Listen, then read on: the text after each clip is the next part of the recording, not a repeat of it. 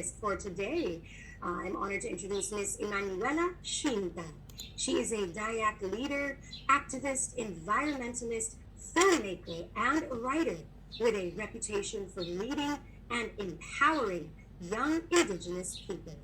She has trained more than 170 young Indigenous filmmakers and directed 18 Indigenous films. She is the founder of Rani Wellum Foundation, International Indigenous Film Festival Network, and a live global ministry which focuses on charity and healing. Good day, and so wonderful to have you with us today, Miss Shinta.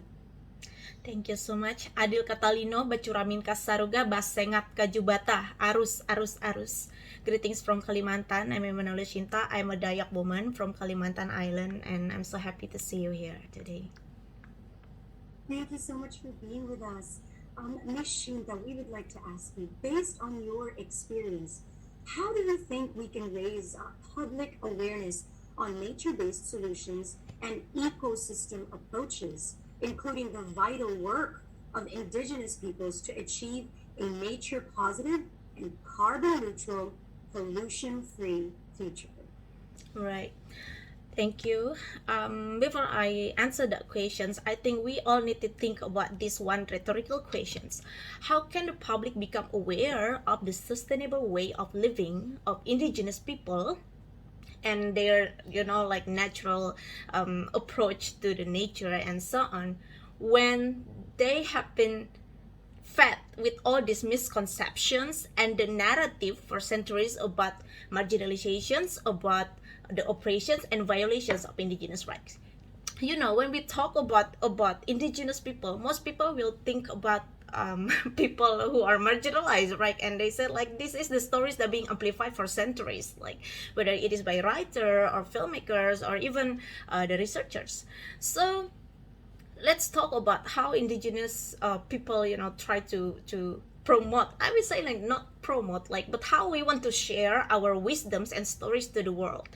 Actually, as the real challenge is with Indigenous youth right now.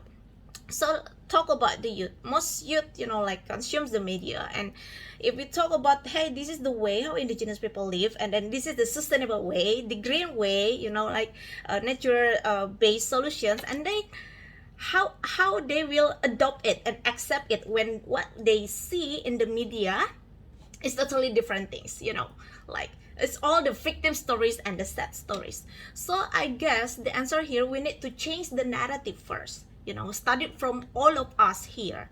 We really need to think about Indigenous people differently, and try to correct all these misconceptions. And I need to tell you one thing, that there is a lot of Indigenous initiatives, the great works of Indigenous communities at the grassroots level that need more exposure. Actually, they need more publications, and only by doing this we can learn, right?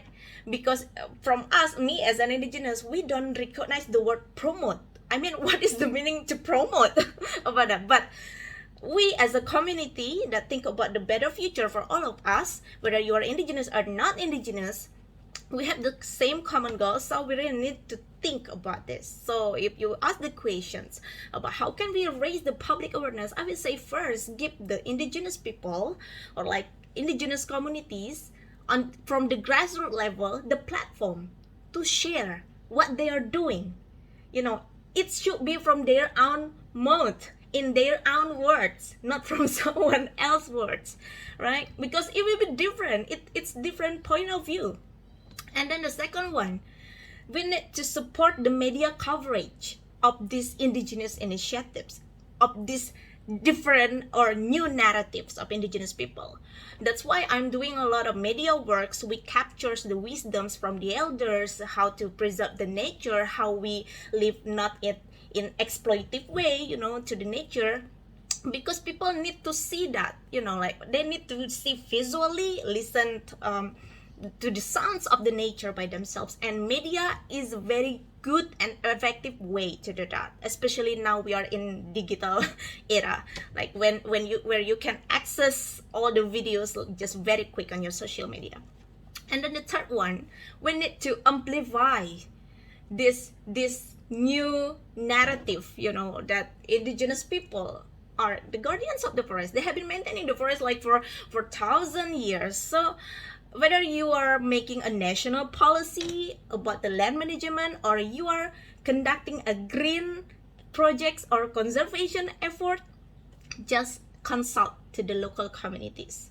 Don't do it by yourself. It should be like bottom up approach, because that's the only way we can do it right. I have seen so many distractions because of all these projects, never consult indigenous people first. So we need to minimize it. And I really hope to achieve that by, like through the Stockholm plus 50. And I have seen the different major shifting in the past 50 years. So I think, yeah, I'm optimistic for the future. Thank you.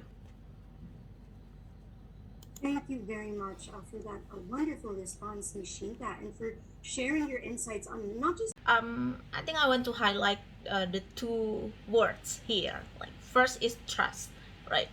I think previous speakers also talk about the trust.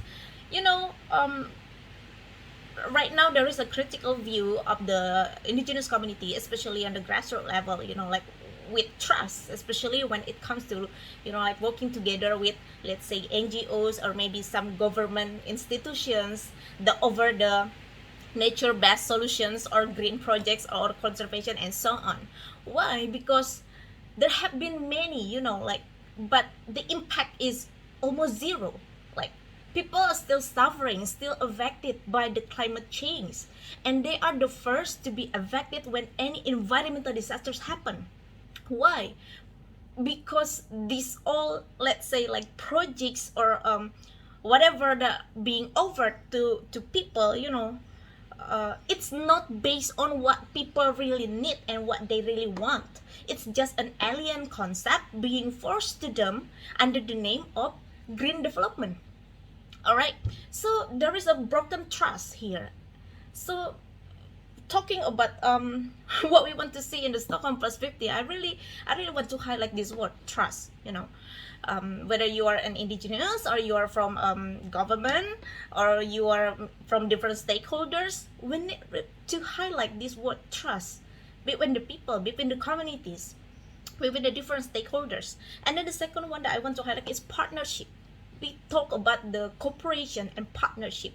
Partnership should be equal.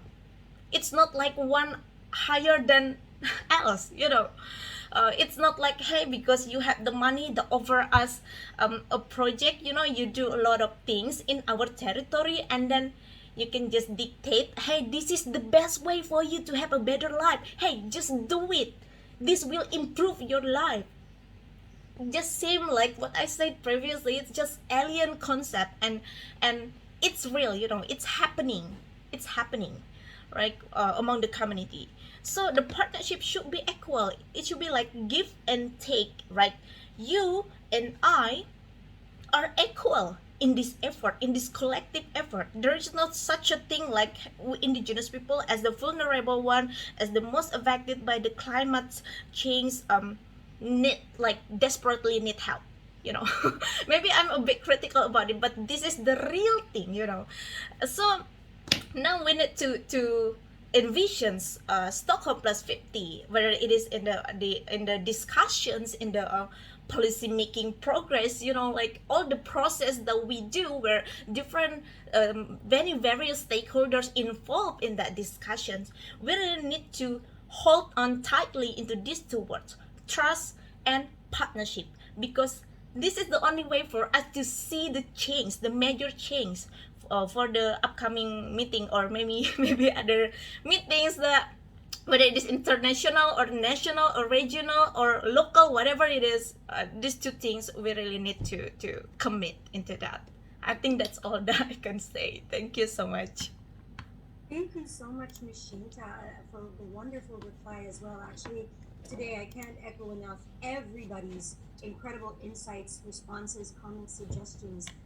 All of these things are really truly powerful for leading us forward. But just to reiterate what Ms. Shinta had mentioned right now, as we look at those that possibly need our help, whether we need to help women and girls, indigenous communities, or other sectors that need to have more participation, elevated participation in partnerships and action, we really need to start looking as it as not offering help to them, but us actually bringing them in because we need them. We need everyone everywhere to solve our collective issues and to build a better world.